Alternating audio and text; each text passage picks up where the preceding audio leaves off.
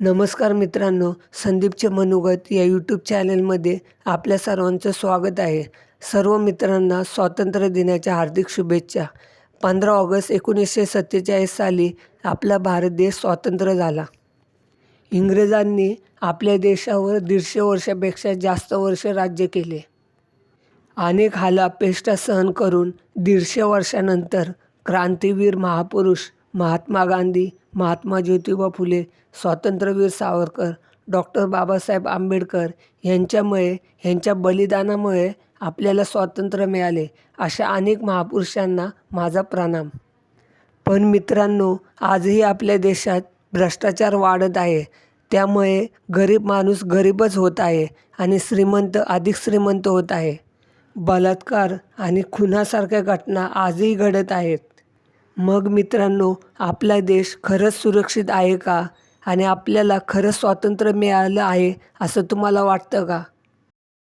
मित्रांनो, भारत सरकारने स्वच्छ भारत अभियान सुरू केले, शाळा आणि हॉस्पिटल उभारले, तसेच अनेक जनकल्याणच्या योजना देखील सुरू केल्या. त्याबद्दल मी भारत सरकारचे आपल्या मनापासून आभार मानतो.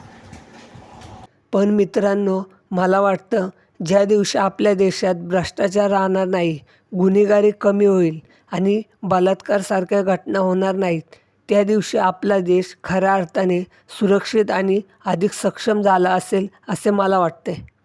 स्वातंत्र्य म्हणजे फक्त परकीय सत्तेपासून मुक्त होणं नाही, तर आपल्या देशातील अन्याय आणि चुकीच्या गोष्टी विरुद्ध उभं राहणंही आहे.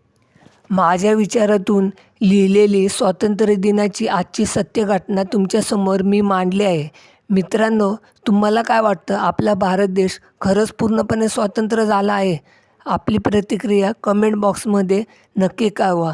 तरीही मित्रांनो, आपल्या सर्वांना 15 ऑगस्ट स्वातंत्र्य दिनाच्या मनपूर्वक शुभेच्छा.